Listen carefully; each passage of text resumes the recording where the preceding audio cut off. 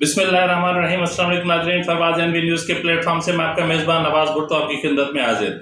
नाज़रीन, अल कादिर ट्रस्ट या फिर 190 मिलियन पाउंड की वापसी के बाद उसको मलिक रियाज के हवाले करने की जो गुत्थी है वो किस तरह सुलझ सकती थी, और बहुत सारे और मामला थे जिनको आराम से सुलझाया जा सकता था लेकिन वो नहीं सुलझ सके।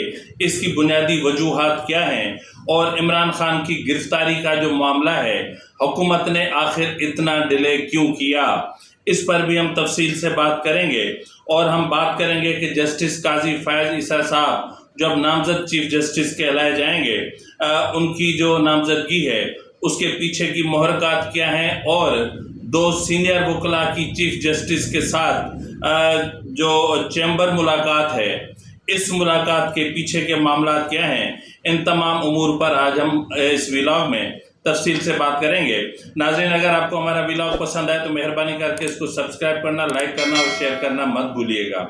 नाज़रीन, 2 दिन में आपकी खिदमत में हाजिर नहीं हो सका, जिसकी बुनियादी वजह ये है कि मेरी तबीयत बहुत ज़्यादा नासाज थी और इस वजह से मैं व्लॉग नहीं कर पा रहा था, और इस वक्त भी बात करते हुए मुझे थोड़ी सी तकलीफ़ हो रही है। नाज़रीन, हुकूमत के जाने में बाकी तकरीबन कमोबेश 60 दिन रह गए हैं। ये 60 दिन वो हैं कि जिनमें हुकूमत को अहम तरीन टास्क मुकम्मल करने हैं, लेकिन बदकिस्मती ये है कि हुकूमत को 1 साल से ज़्यादा का अरसा हो चुका वजूद में आए एक शख्स की गिरफ्तारी ने मौजूदा हुकूमत को लोहे के चने चबवा दिए, यानी वो हैं इमरान खान। लेकिन इसके साथ जुड़े किरदार, यानी एक हैरानगी की बात है कि इमरान खान या उसकी पीटीआई की इमारत को ज़मीं बोस करने में हुकूमत को या फिर इस्टेब्लिशमेंट को, या हुकूमत और इस्टेब्लिशमेंट दोनों को मिलकर कितने पापड़ बेलने पड़े। और अगर 9 मई को बगावत का मामला सामने ना आता या 9 मई का सानहा रूनवा ना होता तो शायद पीटीआई और इमरान खान आज भी अपने पूरे वजूद के साथ हुकूमत को खड़े ललकार रहे होते। लेकिन नाज़रीन, जिस तरह मैंने कहा कि ये जो इमरान खान की गिरफ्तारी का मामला है, हुकूमत ने एड़ी चोटी का जोर लगा लिया, लेकिन उसकी बुनियादी वजह है जिसके हुकूमत को फुल प्लस पॉइंट्स दिए जा सकते हैं कि हुकूमत ने दानिशमंदी का मुजाहरा किया। वो ये था कि पूरी जुडिशरी जाहिर है कि इमरान खान के पीछे खड़ी थी। सुप्रीम कोर्ट से लेकर सेशन कोर्ट से लेकर, मतलब कौन सी अदालत थी जो इमरान खान के पीछे नहीं खड़ी हुई थी, क्योंकि जिस शख्स को गुड टू सी यू कहने वाला चीफ जस्टिस सुप्रीम कोर्ट मौजूद हो तो फिर मातहत अदलिया इंसाफ पर मुबनी कैसे फैसले कर सकती है, ये अपने आप में बहुत बड़ा सवाल है। और ये सवाल जैसे अपना जस्टिस उमर अता बंदयाल के जाने के बाद ये हमेशा याद रखा जाएगा। नाज़रीन, सिर्फ इस सवाल को याद नहीं रखा जाएगा, सिर्फ गुड टू सी यू को याद नहीं रखा जाएगा, बल्कि उमर अता बंदयाल के दौर के स्याह कारनामों को भी याद रखा जाएगा। जुडिशरी में जो तकसीम डाली गई उसको भी याद रखा जाएगा। आइन को सुप्रीम कोर्ट बदल किया गया उसको भी याद रखा जाएगा। इस साइलिन इंसाफ के लिए भटकते रहे इसको भी याद रखा जाएगा। जजों को विक्टिमाइजेशन का निशाना बनाया गया या विक्टिमाइज किया गया, ये भी याद रखा जाएगा। और सरेआम करप्शन के केसेस सामने आए और फिर जो है वो एक खामोश पैगाम देने के जो मामलात हैं वो भी याद रखे जाएंगे, और आइन को रीराइट करने का मामला भी याद रखा जाएगा। तो बहरहाल इस वक्त जिस तरह हमारा जो मौजू है वो है कि हुकूमत इमरान खान को गिरफ्तार नहीं कर सकी, तो जाहिर है अदलिया पीछे थी। लेकिन इमरान खान की गिरफ्तारी तनहा, इमरान खान की गिरफ्तारी मसला नहीं है।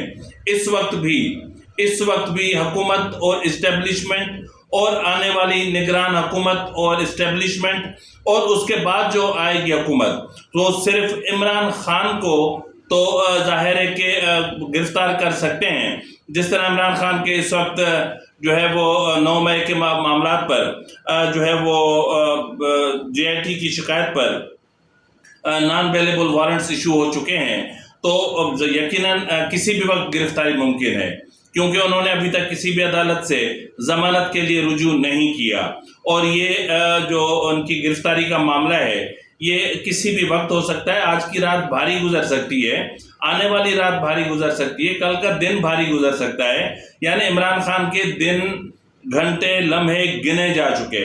ناظرین یاد ہوگا کچھ دن پہلے میں نے عمران خان کی گرفتاری کے حوالے سے خبر چلائی تھی۔ اس خبر کی حقیقت یہ تھی کہ وہ خبر اپنی جگہ پر درست تھی۔ وزارت داخلہ نے اس طرح کا باقاعدہ اور باضابطہ طور پر فیصلہ بھی کیا تھا، تیاری بھی کی تھی، تاہم پھر بعد میں اس چیز کو مؤخر اس بنیاد پر کیا گیا کہ عمران خان کو ہم گرفتار کریں گے تو پھر گڈ ٹو سی یو کہہ کر اس کو چھوڑ دیا جائے گا، تو اس سے بہتر ہے کہ عمران خان کو عدالتوں کے ذریعے سے گرفتار کروایا جائے۔ تو بہرحال وہ گھڑی بالآخر آ گئی۔ تو اس وقت 190 ملین پاؤنڈ کا جو معاملہ ہے، یا پھر جو عمران خان کے جرائم ہیں جو دوران اقتدار عمران خان نے کیے، اس میں عمران خان تنہا تو نہیں تھے، چلو اس کی کابینہ کے باقی لوگ بھی گرفتار ہو چکے ہیں، جس طرح بھی ملک سرور امان ملک سرور گرفتار ہو چکے ہیں، ان کے بیٹے منصور ایاد گرفتار ہو چکے ہیں، ان کا بھتیجا ہے عمار صدیق، ان کو بھی گرفتار کیا جا چکا ہے، اور بھی جس طرح آپ نے دیکھا ہوگا گزشتہ روز جو ہے وہ اسد عمر اور شاہ محمود قریشی نے اسی طرح دڑکی لگائی، جس طرح فواد چودھری دڑکی لگائی تھی تو اس پر سب ہنس رہے تھے، اور آج وہ خود سب کے سامنے تماشا بنے ہوئے ہیں۔ تو اس کے اہم ترین جو کردار ہیں وہ ہیں ملک ریاض اور جنرل فیض۔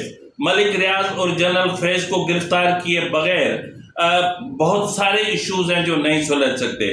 توشہ خانہ سے لے کر عدالتوں پر اثر انداز ہونے سے لے کر، آئین کی خلاف ورزی سے لے کر، آئین کے انحراف سے لے کر، اسمبلیوں کی تحلیل سے لے کر، اور مطلب بہت سارے جرائم، اور پورا آرمی یعنی ایک سسٹم میں رہتے ہوئے پورا ایک گینگ بنانا، اور اس پنڈی سے لے کر کراچی تک قبضہ مافیا کا کردار ادا کرنا، اور شارٹ ٹرم کڈنیپنگ، اور اس کے علاوہ جو بلڈرز جو ہیں ان کو ہراساں کرنا اور ان سے زمینیں ہتھیانا، پھر بیچنا، پھر پیسے بنانا۔ تو آج تک اس معاملے پر کسی نے کیوں توجہ نہیں دی، اور آخر جنرل فیض کو گرفت میں کیوں نہیں لایا جا رہا؟ آخر کیوں ان کے ساتھ اس حد تک نرمی برتی جا رہی ہے کہ جیسے وہ سگا ہے، باقی سب سوتیلے ہیں؟ اب آ جائیں ملک ریاض۔ اب ملک ریاض آپ کو پتہ ہے کہ وہ بزنس ٹائکون ہے، وہ بلڈرز جو ہے وہ اتنے بڑے بلڈر ہیں کہ ان کی توتی بولتی ہے یا توتی بولتی ہے، جو بھی ہوتا ہے وہ بولتی ہے۔ اب ظاہر ہے جس کے تعلقات ڈیپلی جو ہے وہ اسٹیبلشمنٹ کے اندر ہوں، جس کے تعلقات اسٹیبلشمنٹ کے اندر ہونے کے ساتھ ساتھ حکومت کے اندر بھی ہوں، جس کے تعلقات جوڈیشری کے اندر بھی ہوں، جس نے ججز کو پلاٹس دے رکھے ہوں، جس نے بہت سارے کام کر رکھے ہوں، تو پھر ایسی صورتحال میں ایسے شخص کو کون گرفتار کر سکتا ہے؟ ایک بار میں نے سنا تھا کہ نیب نے ان کو نوٹس جاری کیا تھا القادر ٹرسٹ کیس میں، اس کے بعد تو نہیں کیا۔ کیا مسئلہ ہوا؟ این سی اے نے، جس طرح میں نے کہا کہ 1.90 ارب 80 کروڑ روپے کا معاملہ تھا، کوئی مذاق تو نہیں تھا، پھر اس میں سے جو پاکستان کا حصہ بنتا تھا وہ 190 ملین پاؤنڈ یعنی 60 ارب روپے پاکستان کو ملے، اور وہ پھر ملک ریاض کے اکاؤنٹ میں ڈال دیے گئے، اور پھر بشرا بی بی نے ہیروں کے ہار بنوائے، اور اس کے بیٹوں نے گاڑیاں لیں، کسی نے کیا، جیسے باپ کا راج تھا۔ تو بہرحال ہو سکتا ہے ہو۔ تو ملک ریاض کی گرفتاری جنرل فیض سے پراپرلی انویسٹیگیشن، اس کو اریسٹ کر کے، آئین شکنی کے کیس میں اریسٹ کر کے، beyond the limits, beyond the income جو ہے ان کے اثاثے یعنی آمدن سے زائد اثاثے رکھنے کے جرم میں بھی ہو سکتا ہے کہ اس نے اتنے اربوں کے اثاثے کیسے بنائے، ان کا جو محلات ہیں، وہ محلات کیسے بنے، انہوں نے فوج کے اندر رہ کر کس کے خلاف سازش کی، جنرل عاصم منیر کے خلاف کتنی بڑی بھونڈی سازش کی، یعنی یہ اس وقت سازش کی جب ابھی آرمی چیف بھی نہیں بنے تھے، ان کا ڈیٹا لیک کروا کے پھر ڈس انفارمیشن پھیلا کر اور سعودی حکومت کو یہ آگاہ کرنا کہ یہ تو اہل تشیع ہے، تو اس لیے یہ چیف آف آرمی اسٹاف نہیں بن سکتا، مجھے بنایا جائے، میں تو ہوں ہی ہوں۔ تو یہ لوگ ٹکے کے غلیظ ضمیر رکھنے والے لوگ ہوتے ہیں، تو ان کی گرفتاری موجودہ حکومت تو کیا کوئی بھی حکومت نہیں کر سکتی۔ تو اس کے علاوہ ناظرین، جس طرح میں نے کہا کہ عمران خان کی گرفتاری کے حوالے سے بھی وارنٹ جو ہیں وہ جاری ہو چکے ہیں۔ اب آتے ہیں کہ نیب نے زلفی بخاری اور شہزاد اکبر کو اسی القادری ٹرسٹ کیس میں 23 جون کو طلب کر رکھا ہے۔ اب وہ تو ظاہر ہے دونوں نہیں آنے والے، دونوں کہاں آئیں گے؟ بالکل بھی نہیں آئیں گے۔ ان کے لیے قانون ہے کیا؟ عدالتیں ہیں کیا؟ کچھ بھی نہیں ہے۔ تو جن کو بھیجنا تھا ان کو باہر بھیج دیا، اور جن کو رکھنا تھا رکھ دیا۔ تو بہرحال اس کے علاوہ ناظرین، آپ کو پتا ہوگا کہ گزشتہ روز اعتزاز احسان صاحب اور لطیف کھوسہ صاحب، یعنی میں ان دونوں کو جو ہے وہ پیپلز پارٹی کے یعنی پرویز الہی کہتا ہوں، یہ پیپلز پارٹی کے پرویز الہی ہیں۔ یہ کبھی اس طرف کبھی اس طرف، کبھی اس نگر کبھی اس نگر، کبھی اس ڈگر کبھی اس ڈگر، ان کا یعنی جن کی اپنا کوئی حلقہ ہو ہی نہ، تو ان کی کیا حیثیت ہوگی؟ تو بہرحال جی عمران خان کو بچانے کی پوری کوشش میں چیف جسٹس سے جا کر ملاقات کی، اور انہوں نے کہا کہ جی ملٹری ٹرائل کا جو معاملہ ہے اس پر آپ جو ہے وہ لارجر اپنا فل کورٹ تشکیل دیں، جو نہیں ہو سکا، لارجر بینچ تشکیل دیں، وہ بھی معاملہ نہیں ہو سکا، ارلی ہیئرنگ کریں، وہ بھی نہیں ہو سکا۔ تو ظاہر ہے کہ چیف جسٹس کے پاس باقی دن بچے ہیں، یعنی 16 سپٹمبر کو ان کی ریٹائرمنٹ ہے، اور اسی حوالے سے 17 سپٹمبر کو جسٹس قاضی فائز عیسیٰ چیف جسٹس کا حلف اٹھائیں گے۔ اور اس حوالے سے عارف علوی صاحب نے، کیونکہ یہ صدر کہلانے کے لائق نہیں ہے، اس لیے میں ان کو عارف علوی صاحب ہی کہوں گا، تو انہوں نے ان کے چیف جسٹس ہونے کی منظوری دے دی ہے، تو ان کا نوٹیفیکیشن بھی جاری ہو چکا ہے۔ اب یہ ارلی کیوں ہوا؟ اس کی بنیادی وجہ تھی اس لیے کہ یہ جو ہم خیال ٹولہ تھا، سپریم کورٹ کا ایک ہم خیال ٹولہ، اس ٹولے نے کوئی پلاننگ کر رکھی تھی۔ اس ٹولے کی پلاننگ یہ تھی کہ قاضی فائز عیسیٰ کا راستہ روکنا ہے، اور جسٹس قاضی فائز عیسیٰ کا راستہ روکنا ہے۔ کریٹیو جو ان کا ریویو پڑا ہوا ہے سپریم کورٹ چیف جسٹس کے پاس، اس کی جو ہے وہ چیمبر ہیئرنگ کے بعد، اب دو کمپلینر نے جب کمپلینٹ واپس لے لی، لیکن چیف جسٹس صاحب نے اپنے پاس اس کو سنبھال کے رکھا ہوا ہے، مطلب فار دا بلیک میلنگ، میں اب یہ لفظ کہنے پہ مجبور ہو گیا ہوں کہ وہ ان کو کسی بھی وقت بلیک میل کر سکتے ہیں، اور کسی بھی وقت وہ ان کے خلاف اس کریٹیو ریویو پر فیصلہ سنا کر ان کے مستقبل کو تباہ کر سکتے ہیں، ان کے مستقبل کو تاریک کر سکتے ہیں۔ لیکن حکومت نے ایسا ہونے سے پہلے ہی نوٹیفائی کر دیا، اب کرو جو کرنا ہے۔ تو اسی طرح جو پیپلز پارٹی کے جو پرویز الہی ہیں، ان کی میں نے آپ کو بتا دیا کہ ان کا کام ہی ہمیشہ ساری زندگی سازشیں کرنا ہے، کانسپیریسیز کرنا ہے، سازشیں کرتے رہے، ہر پل سازش کی، کہاں سازش نہیں کی، اپنی پارٹی میں رہ کر اپنی پارٹی کی بنیادوں میں تیزاب گھولا۔ پر کیا کہیں، تاکہ انہی لوگوں کو پیپلز پارٹی نوازتی رہی، پیپلز پارٹی انہی لوگوں کو سینیٹر بناتی رہی، پھر وزیر بناتی رہی، پتہ نہیں کیا سے کیا بناتی رہی۔ لیکن یہ لوگ ہیں کہ کہتے ہیں نا کہ اب میں وہ لفظ نہیں کہنا چاہتا، کیا کہہ سکتا ہوں، تو ان لوگوں کو خود کو تھوڑا سا خیال کرنا چاہیے کہ آپ کمپلیننٹ ہیں، یا پھر سائل ہیں، یا پھر سائلین کے وکیل ہیں، آپ درخواست دے سکتے ہیں، آپ چیف جسٹس سے جا کر مل کر اور ان پر فورس کر رہے ہیں کہ جی ہمارا کیس کی جو ہے وہ سماعت کی جائے۔ یہ میرے خیال میں یہ غلط طریقہ ہے۔ آپ اتنے سینئر وکیل ہیں، آپ کو خود کو تھوڑی سی سمجھ ہونی چاہیے۔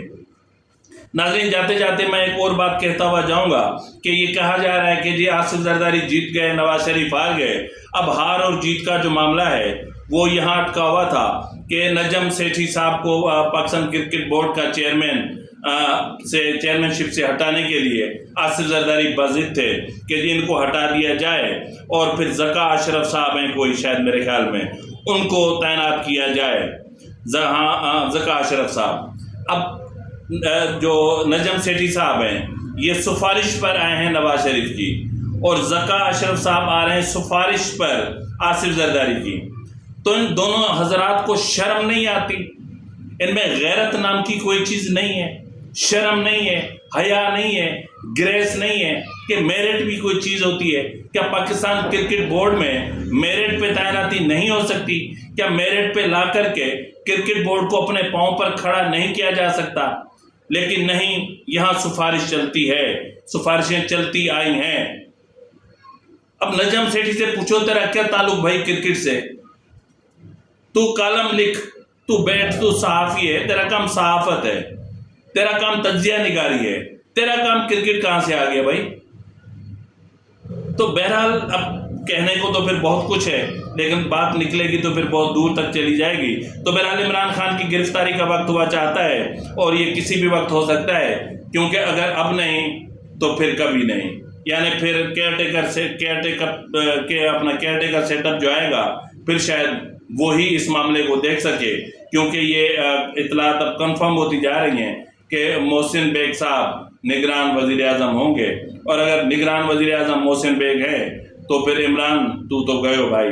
اسی کے ساتھ ہی اپنے میزبان نواز بھٹو کو اجازت دیجیے. فی امان اللہ.